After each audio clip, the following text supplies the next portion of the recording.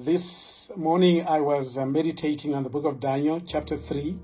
There's a story there of 3 Hebrew boys who were serving under King Nebuchadnezzar in captivity.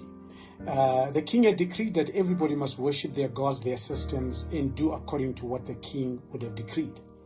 They refused to bow down to worship the gods of the Babylonians. And the king summoned them and says, "You're not doing this." And they said, "Look, we will not bow down to your gods."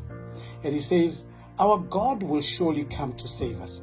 But if he doesn't do so, we will not bow down to your gods." That was a turning moment of destiny, a turning moment of liberation, a turning moment of freedom, because they had conquered the fear of death. No longer were they afraid to die, and they were thrown into the furnace of fire. But we know the story; they were not burnt to death. Now, many of us have outsourced our liberation. We have outsourced the fight for our liberties. We have outsourced the fight for our rights to poor people who are disadvantaged, who are vulnerable, particularly those who have been blessed with much materially, even been in places of influence. People like myself have for a long time outsourced our liberation and our emancipation to poor, vulnerable, and disadvantaged people in communities.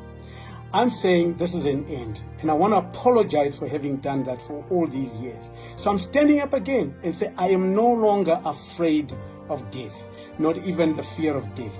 No one must ever come to me and threaten me with death, because Paul says to die is gain, but to live is Christ. And this is the mantle I will hold now.